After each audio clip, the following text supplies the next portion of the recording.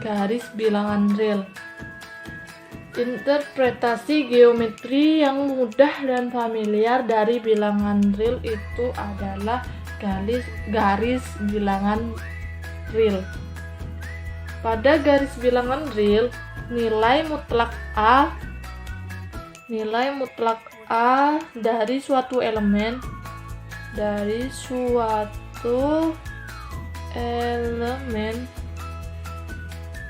A anggota bilangan real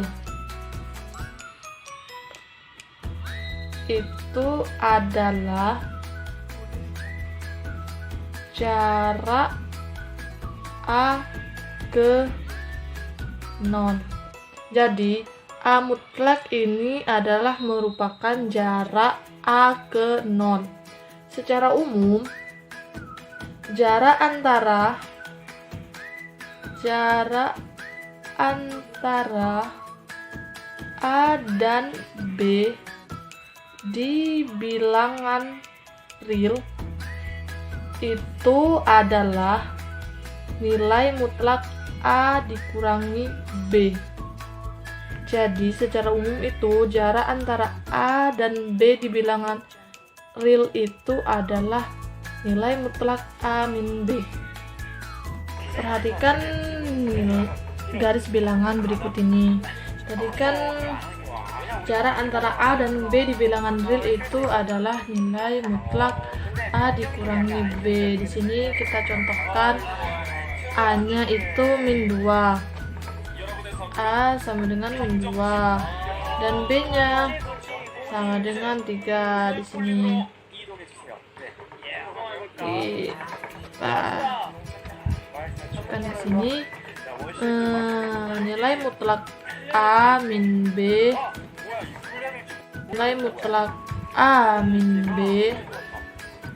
sama dengan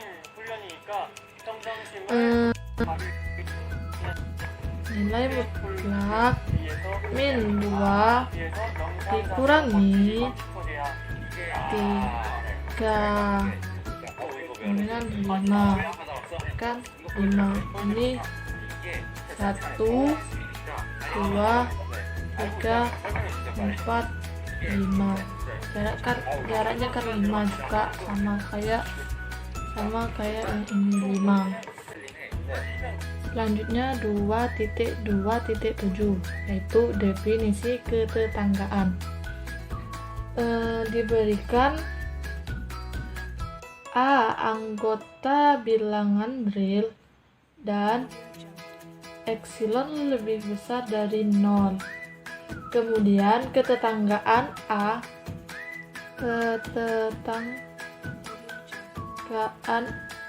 itu didefinisikan dengan V epsilon A adalah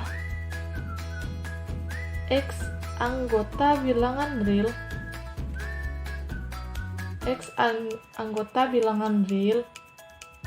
adalah nilai mutlak X dikurangi A lebih kecil dari epsilon.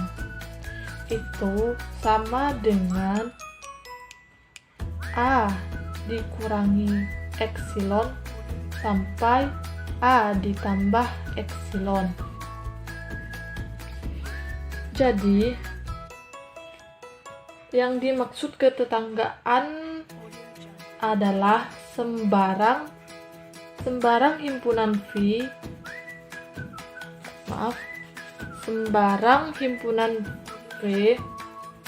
yang memuat ketetanggaan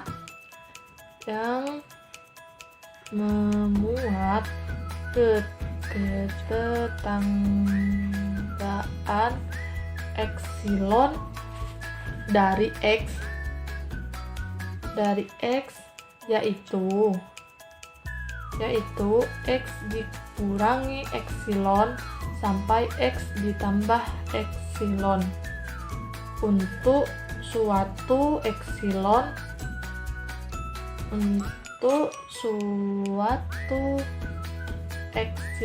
lebih besar dari 0. Jadi gini ya, Ini definisi ketetanggaan.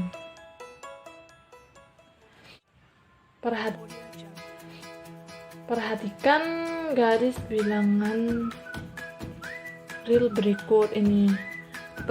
Contohnya ini kan, persekitaran dari A itu adalah A dikurangi epsilon sampai A ditambah epsilon, yang mana min epsilon kurang dari X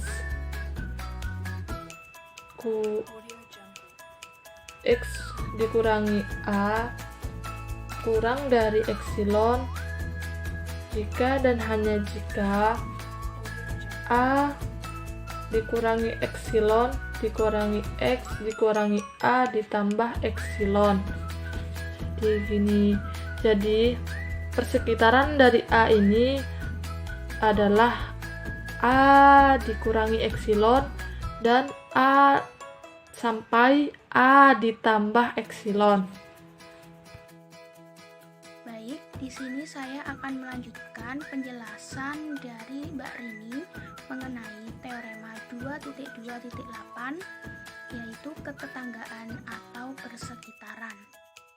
Diberikan A elemen bilangan real jika X berada dalam ketetanggaan untuk V epsilon A pada setiap epsilon lebih dari 0, maka X sama dengan A. Bukti, karena X elemen V epsilon A, artinya mutlak dari X dikurangi A akan kurang dari epsilon. Ini sesuai dengan bunyi pada teorema 2.2.7. Nah, karena nilai mutlak itu tidak ada yang negatif hasilnya, maka mutlak X dikurangi A akan lebih besar atau sama dengan 0 dan kurang dari epsilon sesuai dengan teorema 2.2.7. Nah, berdasarkan pada teorema 2.1.9 bahwa jika A elemen bilangan real sedemikian sehingga, maka A akan lebih besar atau sama dengan 0 dan kurang dari epsilon untuk setiap epsilon lebih besar daripada 0. Maka A sama dengan 0. Nah, di sini bentuknya sudah sama ya. Nah, untuk di sini bentuk A-nya adalah mutlak X dikurangi A. Namun dalam hal ini nilainya sama-sama lebih besar atau lebih besar sama dengan 0 dan juga kurang dari epsilon. Nah, kemudian di sini maka A sama dengan 0 sehingga mutlak X dikurangi A sama dengan 0. Nah, hanya dipenuhi jika X sama dengan A. Bagaimana bisa? Karena ketika kita memasukkan nilai X sama dengan A, maka A dikurangi A akan sama dengan 0, sehingga teorema ini bisa dikatakan terbukti. Baik, di sini kita masuk pada contoh, yaitu pada contoh 15. Jika A, B elemen bilangan real dan A tidak sama dengan B, maka terdapat U, yaitu epsilon A dan V epsilon B, sedemikian sehingga U dan V adalah irisan yang menghasilkan kejadian saling lepas atau himpunan kosong ya. Jadi di sini U irisan V akan sama dengan himpunan kosong atau terjadi kejadian saling asing. Jadi tidak ada kaitannya. Seperti contoh misal, ketika saya berikan ini garis bilangan ya. Nah, ini U, ini V. Jadi di sini sudah terbentuk dua ketetanggaan yang berbeda. Nah, di sini ini epsilon A, di sini epsilon B. Ya.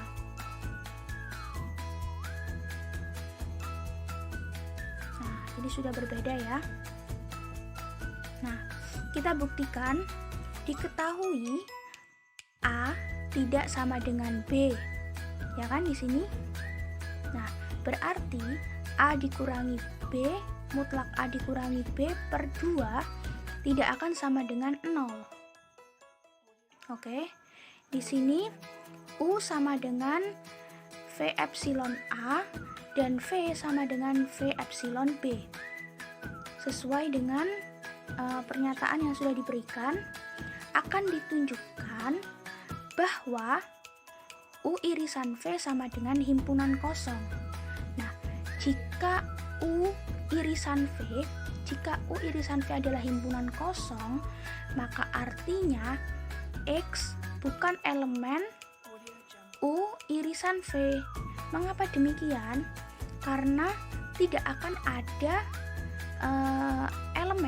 tidak akan ada bilangan yang menyatakan bahwa yang ada pada U irisan V. Jadi dikatakan di sini ya, tidak ada ya, X bukan elemen U irisan V. Oke. Nah, kita gunakan metode kontradiksi di sini. Nah, di sini dengan kontradiksi kita asumsikan bahwa X elemen U irisan V sesuai dengan pernyataan yang tadi bahwa X bukan elemen U irisan V. Jadi kita buat kontradiksinya di sini. Artinya X elemen U dan X elemen V. Nah, sini ya. Artinya X elemen U dan X elemen V. Nah, karena X elemen U, maka mutlak X min A kurang dari epsilon dan X elemen V mutlak X min B kurang dari epsilon ya. Ini sesuai dengan teorema. Dipilih epsilon sama dengan mutlak A min B per 2, atau bisa kita tuliskan 2 mutlak sama dengan mutlak A min B. Oke. Nah, di sini menurut kemarin teorema kesegitigaan itu ya. Nah, itu mutlak A dikurangi B sama dengan mutlak A dikurangi X tambah X min B. Jadi di sini ini sebagai permisalan saja ya. Akan kurang dari sama dengan mutlak A min X ditambah mutlak X min B. Nah, maka akan menghasilkan mutlak X dikurangi A tambah mutlak X dikurangi B. Nah, di sini sudah kita ketahui bahwa mutlak X dikurangi A dan mutlak X dikurangi B itu sama-sama kurang dari epsilon nilainya. Jadi di sini bisa dikatakan ini epsilon ditambah epsilon sama dengan 2 epsilon. Nah, maka A mutlak A dikurangi B kurang dari 2 epsilon. Nah, kok bisa kurang dari 2 epsilon? Karena di sini ini ya kurang dari sama dengan ya. Nah, padahal di sini itu 2 epsilon sama dengan mutlak A dikurangi B ini sesuai pernyataan yang ini tadi. Nah, sedangkan di sini itu mutlak A dikurangi B kurang dari 2 epsilon. Oh, ini mohon maaf, ini sesuai dengan yang ini tadi ya. Ya kan? Nah, harusnya kan X min A kurang dari epsilon. Harusnya semua X itu kurang dari epsilon. Nah, tapi harusnya itu 2 epsilon sama dengan mutlak A min B. Nah, jadi asumsi ini itu ditolak, tidak diterima. Maka kesimpulannya adalah X bukan elemen U irisan V dan U irisan V merupakan himpunan kosong atau kejadian saling